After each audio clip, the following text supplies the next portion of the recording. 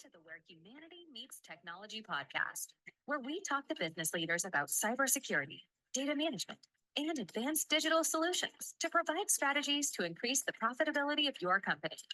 Now, here's your host, Maurice Hamilton, the CEO of Infinivate Consulting Services. Hello, everyone, and welcome to our podcast that we have labeled Where Humanity Meets Technology. This is a podcast where we actually share insights from different business leaders around the world, different industries, and talk about how they have built their culture, talk about some of their leadership skills, and actually go into a little depth conversation about how we can learn from some of the attributes that they actually had displayed with their organizations to help our organizations go to the next level. Today in our virtual studios, I am very, very proud to have the Ricky Dickson here with us, the former CEO of Bluebell Creameries. Ricky, how are you today? Well, I'm fantastic. And thank you so much for the invitation to be here today. Well, thank you for being here. And I want to share a little bit with our audience. And I have to say this, I just noticed this a second ago. I've actually interviewed some executives from IBM before. And IBM was one of the oldest organizations that existed. Bluebell Creameries has been around since 1907. 1907, that's basically 117 years ago. So this traditionally will be the oldest company. You don't find companies today that are around 117 years. And I'd like to talk a little bit about Bluebell because Bluebell Creameries started off making butter. So, Ricky, maybe you can actually give us some kind of guidance how they actually transitioned from making butter to going into ice cream. Well, you bet. And you're exactly right. I don't feel 117 years old, but at the same time, I was a part of Bluebell for 43 of those 117. So I came on after it was the horse and buggy delivering home goods. But yes, started as a butter company in 1907. And about 4 years later, they started making about 2 gallons of ice cream a day with the excess cream that was left. And really, the story behind that is, if you could think back at that point in time, there was no freezer, there was no delivery system. So to make ice cream, you would not only have to make it, but be ready to consume it or get it to the consumers in the local towns to enjoy at that moment. Sure, you could use ice and rock salt to keep it as cold as possible, but the consistency of it. So 1911, we started making ice cream, and it really went until 1952 that we decided to put butter aside and we were going to concentrate solely on making ice cream. The family of E.F. Cruzy, he took over in 1919. The company, it was actually the Brenham Creamery Company until 1930. And then we changed the name to Bluebell and named it after the wild bluebell flowers that grew in the summertime. And so back then, there were a lot of dairies were named after flowers. You think back to Lily Dairy or Carnation Dairy. Well, Bluebell just seemed to fit. But E.F. Cruzy took us to 1951 when he passed away. His two young sons, Ed Cruzy at the time was, I think he was 21. When he turned 23, his brother 21 came on Howard. And the two Cruzy brothers really have made the iconicness of Bluebell what it is today. Ed ran the company from the business side. Howard was the creator of all the flavors that we so enjoy. Howard is still with us. His birthday, in fact, is Thursday, and if I'm not mistaken, it's either 94 or 95 years old. Wow. And so he is still going and still has a passion like you wouldn't believe. So anyway, 1958, we stopped making butter. 1960, we decided to move in from Brenham, which is in between Houston and Austin, for those that may not know. Went into Houston, and as I said, the rest is history. Just kind of grew at a very good pace across Texas and Oklahoma. And today we are in 23 different states with mainly just ice cream and ice cream related products. That's all we do. Well, folks, if you haven't tried it, especially if you're in one of those states that he just mentioned there, it is phenomenal ice cream. So let me ask you another question, and going back a little bit. You started off as a territory manager. Did you ever in a million years believe that you were going to become the president and CEO of the organization? Absolutely not. To be really honest with you, my career started, I like to say, even before I walk through the doors at Bluebell. I was given an assignment at Baylor University. I was taking a marketing consumer class and how they relate to the consumers. We had to write a paper on Bluebell, and we had to write a paper on a company. And I chose Bluebell. Called my dad, and he was reading an article about Bluebell out of a magazine, and said, "You ought to go down there and interview this little ice cream company." And I thought, man, who doesn't like ice cream? I mean, this sounds great. So it was really during the time that I spent writing the paper and just really getting a firsthand view of what the culture was all about, that I thought I'm going to go back and interview with that company when I get through. And so stepping through the doors in Dallas when I started my career as soon as I got out of college, and never in my wildest dreams, president and CEO came to mind for a variety of reasons. Of course, you're just getting started, but at the same time, the cruising tradition, which really lasted almost 100 years from 1919 to 2017. I quote Bubba Watson, the professional golfer, that Yeah. when after he won the Masters, they said, what's it like winning the Masters?" And he said, I don't know. It's just I never got this far in my dreams."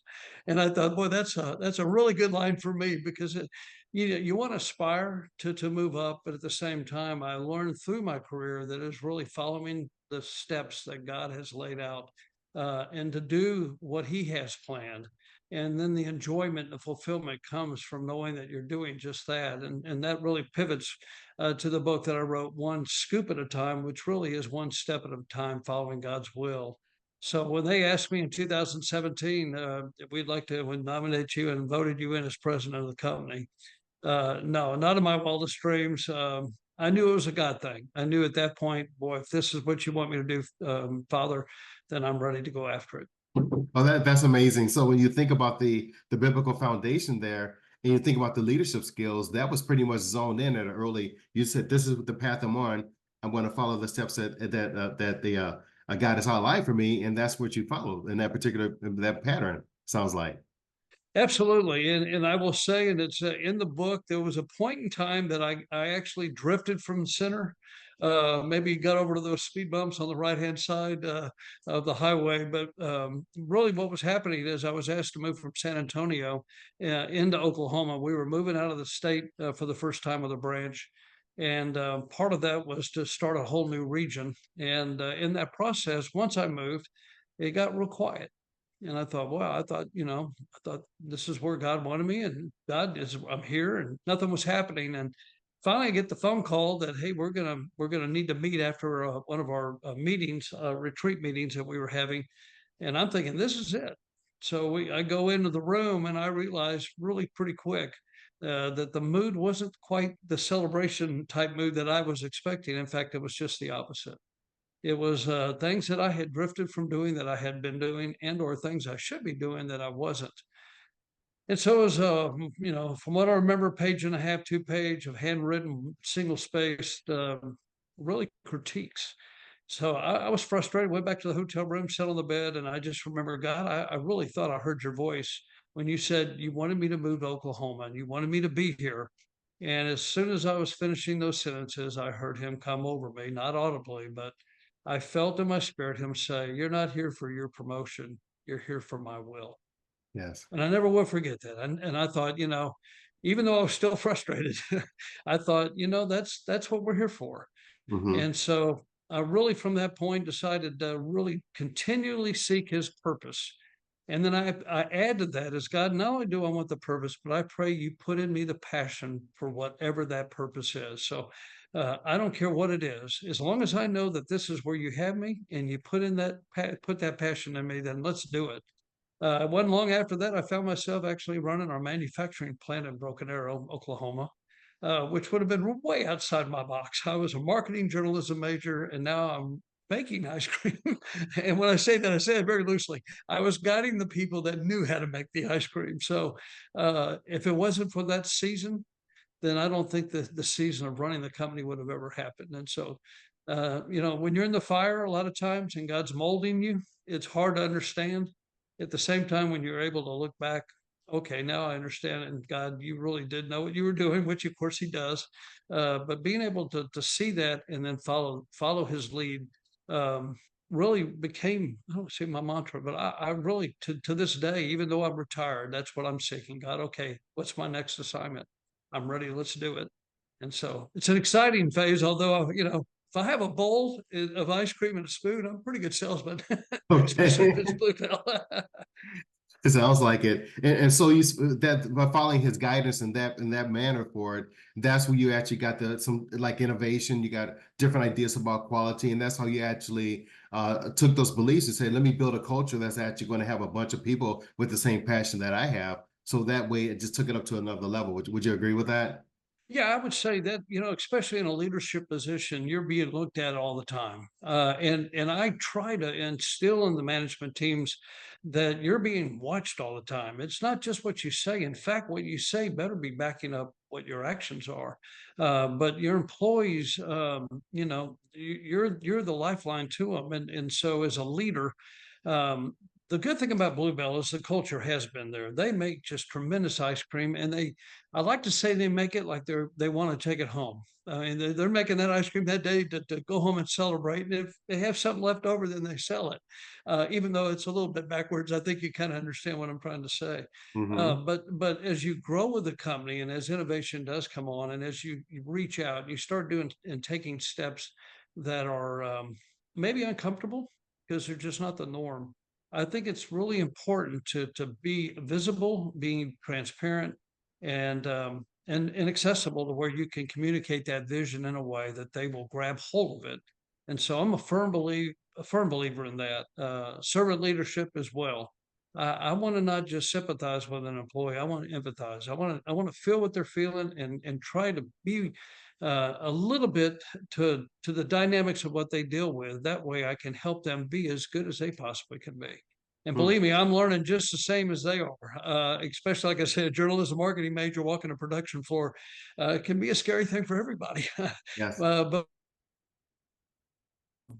that culture really, I think, it just made going in every day exciting because you're not only making ice cream, you're making memories. Excellent. And I like how you said that. So you take a leap of faith and then you actually go out there and things are a little bit different because it is an uncomfortable feeling.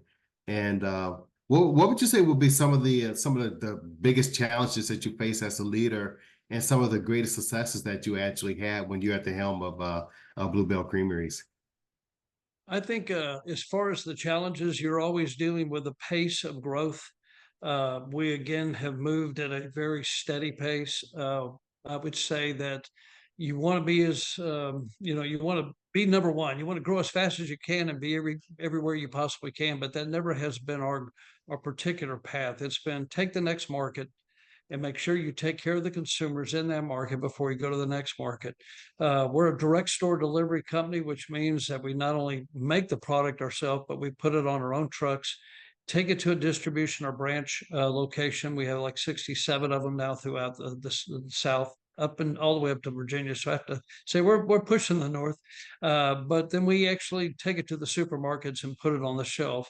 And so we do that because the product itself is such a delicate product, and we just know that when you get a bowl of butter pecan or cookies and cream or homemade vanilla, you have an expectation. And we want to make sure we meet that expectation every single time that you sit down with that bowl. And so the challenge coming back to it would be to make sure that the employees can understand that it's a slower growth than trying to be everywhere for everyone all at once overnight, because you can get caught up and make some bad decisions through that process. So patience, I think, would have to be there at the top, along with as you do hire new people, that they understand the culture that they're coming into because of its uniqueness. Some of the highs on the other end, boy, I tell you, there's nothing like ice cream. I mean, it's really truly like your best friend. So at the end of the day, if you've had a really bad day of any kind, it's waiting on you to maybe pick you back up. If you've had a great day, a birthday, an anniversary, or whatever, it's been a great day. It does the same thing. And what I like to say is it creates memories. I've been able to, or fortunate, I should say, take ice cream to President Bush and First Lady Barbara up in Mhm. Kennebunkport. And I say all the way down to this past Sunday, I had a little 9-year-old girl come up to me pulled me down and whispered in my ear and said, "Thank you for making the ice cream so good." And I thought, you can't get any better than this. I mean, she just melted my heart. I had to tell her that I wasn't the one actually doing the churning, but it was a group effort. But it's just a special, special product. And so, like I say, it's more than ice cream. It really truly is making memories. And I'm thinking about this. You mentioned that your background is actually in marketing, and I'm thinking about the territories that you guys are in right now. And in my mind, a regular CEO, I shouldn't say a regular CEO, but most people would think of a mind say, how do we expand to get into all 50 states? And you're Right. saying, no, that wasn't your culture. That wasn't the game plan at the time, because it's easy to come up with different flavors, and so we'll try and add some more flavors. That's definitely natural to do something like that. But the expansion, did you worry about expanding into all these other northern states that it would kind of like dilute the process and change the culture a little bit? Yeah, I think the big thing was outpacing production. You want to be able to keep things at a good, even pace. And so getting the opportunity to work both sides of it as a salesman, absolutely. I want to sell as much as I can, and next year I want to sell more. That's just kind of the natural tendency of a salesman.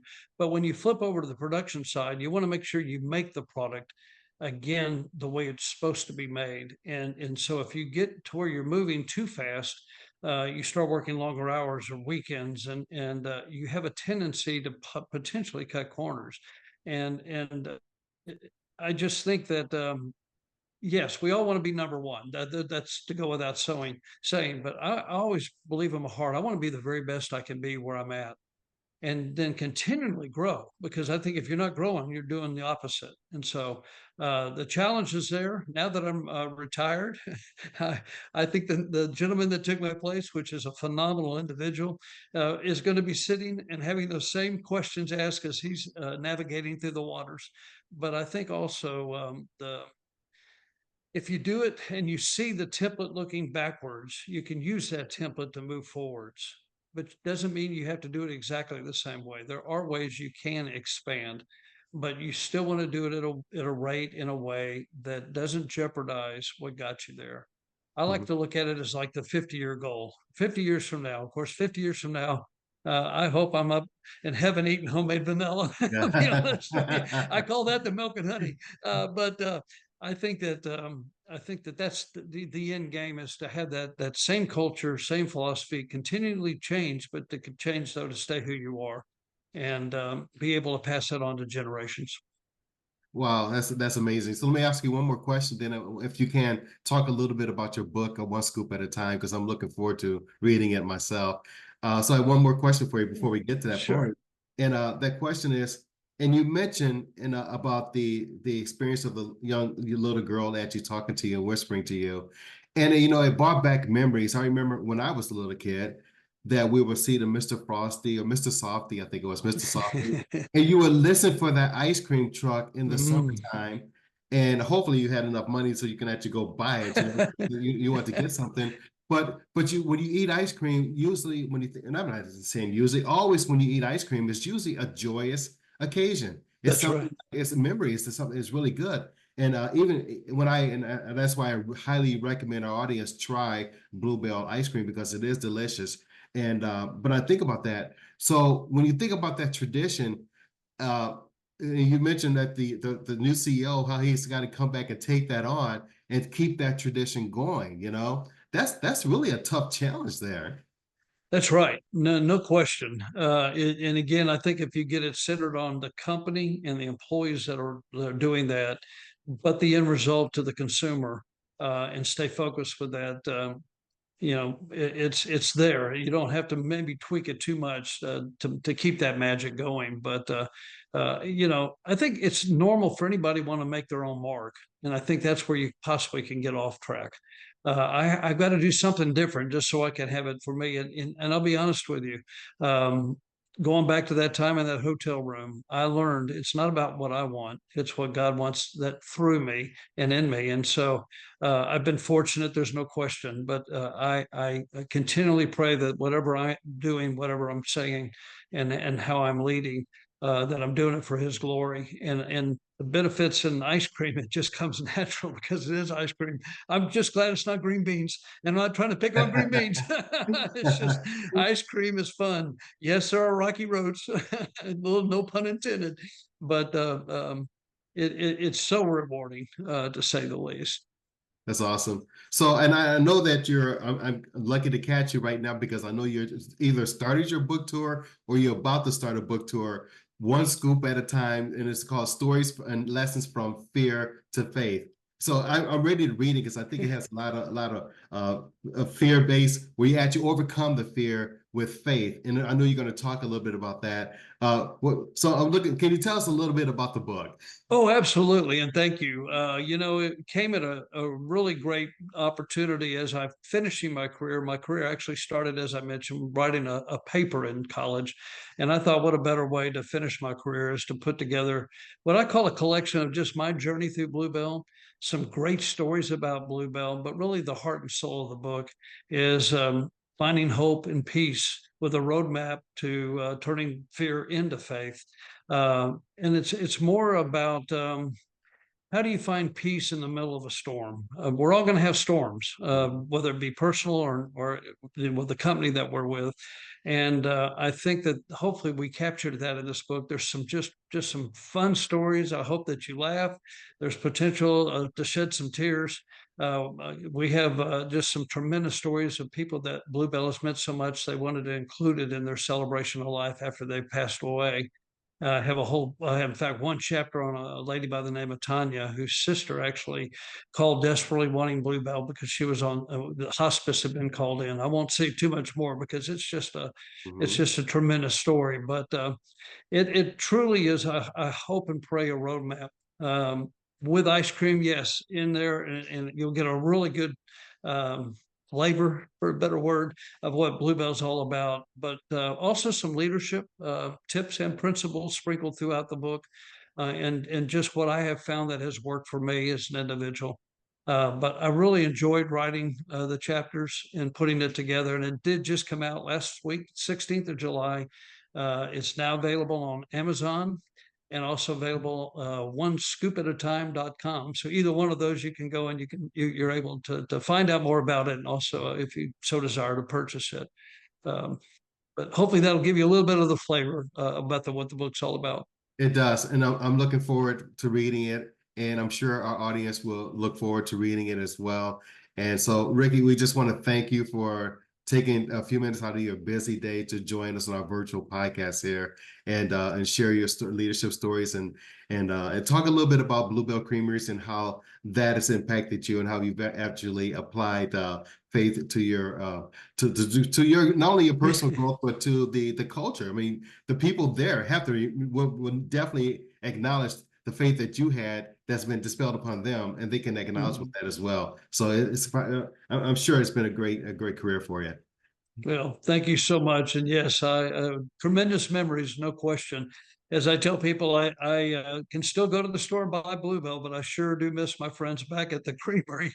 But good thing with Zoom and Facebook and all those things, we can keep up. But God has blessed us immensely, and I really, again, thank you for this opportunity. Well, thank you. So there you have it, folks. We had a chance to actually interview Mr. Ricky Dickson, the former CEO and president of Bluebell Creameries. And so we thank you. So if you like our podcast, make sure you like it and pick up his book, one scoop at a time, for stories and lessons from fear to faith. So I'm sure a lot of people will grab that book there. Thank you, Ricky. Sounds great. Thank you. Sure appreciate it. Have a great day. You too.